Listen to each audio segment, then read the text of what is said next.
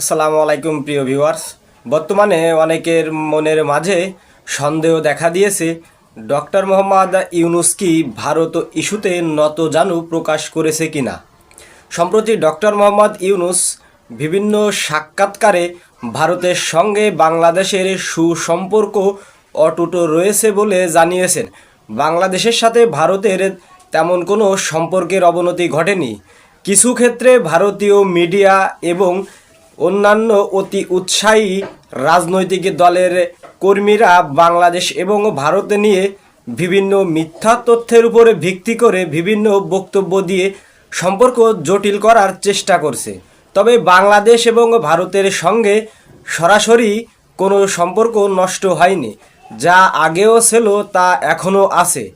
তবে বাংলাদেশ ভারতের দুই পক্ষ থেকে বিভিন্ন মিথ্যা গুজব ছড়িয়ে দেওয়া হচ্ছে।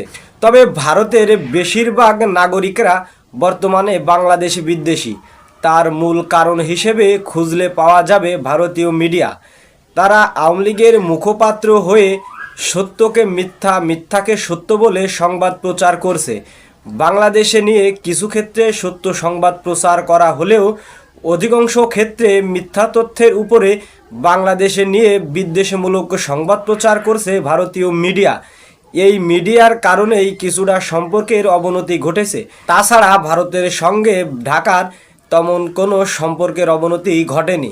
তবে বাংলাদেশের বর্তমান জনগণ চায় ভারতের সঙ্গে যে সম্পর্কই হোক না কেন, বাংলাদেশ বিক্রি করে কোনো সম্পর্ক হবে না। প্রতিবেশী দেশের সঙ্গে সম্পর্ক হবে অধিকারের ভিত্তিতে। কোনো আগ্রাসী ভাব নিয়ে কোনো সম্পর্ক দুই দেশের কারোর জন্যই ভালো হবে না।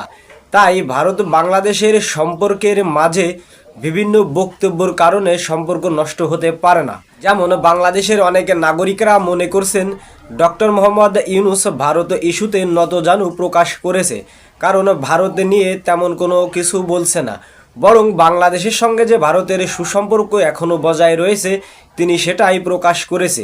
এই বিষয় নিয়ে যদি অন্য কারো আরও কোনো দ্বিমত থাকে অবশ্যই কমেন্টের মাধ্যমে আমাদেরকে জানাবেন। সবাইকে ধন্যবাদ জানিয়ে শেষ করছি। আল্লাহ হাফেজ।